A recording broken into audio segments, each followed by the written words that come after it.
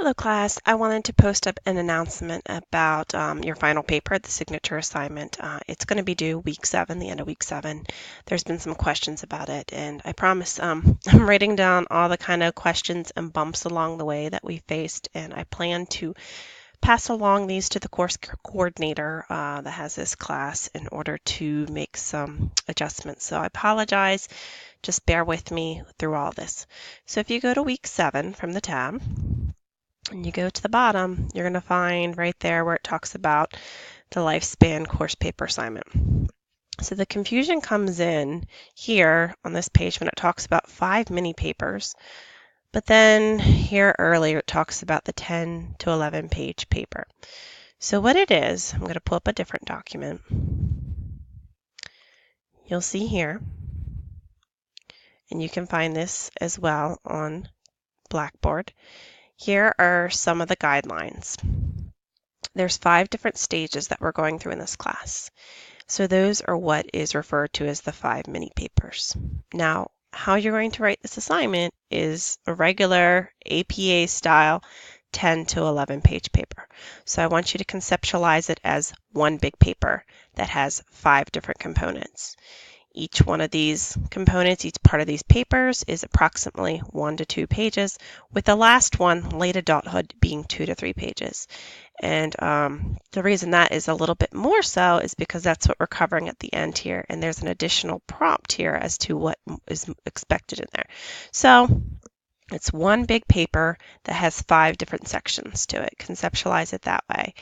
And in regards to each of these stages, you're going to look at cognitive, social, emotional, developmental perspective with each of them, talk about the milestones, the characteristics, some of the challenges, familial, social importance, and in regards to if you didn't have familial support and social integration, how it could hinder the developmental process. So we're going to make sure to throw in some of the systems work as well.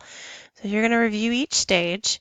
And then for the late adulthood, here's a little bit more of a prompt to make this section a little bit bigger, talking about end-of-life anxiety, treatment plans, how that you're going to integrate all the different beginning, middle, and end stage interventions, and to look at really just how you would work with an individual in this stage. And for this one down here says, if you have yet to take theories course, simply apply how you would work with this individual and what you believe should be important from them to gain in therapy. So you might not have taken a theories class yet, but you're taking a developmental class now, and there has been some theories that we've discussed that you can look at through the developmental lens. So again, it's a big paper that's divided into 5 different sections. And then there's some different components down here that talks about make sure that you paraphrase, don't copy and paste. Make sure that you use APA guidelines. So with that, you're going to have a title page, you're going to double space, you're going to make sure that you reference your citations correctly, and then there's some more down here. So you're going to see this paper as one of the things. And then also if you pull up the rubric, and I'm going to pull it up right here, this again is going to guide you with the overall paper, to have the introduction, to make sure your content is accurate, have good writing and organization style and strategies, to really talk about the critical concepts, the synthesis, and conclusion. So that one document here focuses more what the content is going to be, and then the other one with the rubric is more about the formatting of the paper. This is a signature assignment. So when you go on this link and you click on the assignment, it will take you to this page, and you are going to have to upload it utilizing your computer, Dropbox, Google Drive, whatever you use.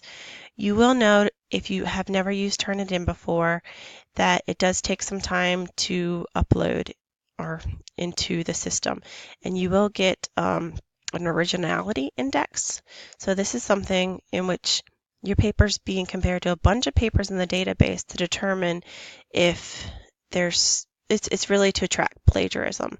Now, one thing to note is I will review it all, of course. I do take out, when I'm looking at the index score, the references so that it's not being compared against that, but really work to paraphrase, use your own wording, don't copy paste.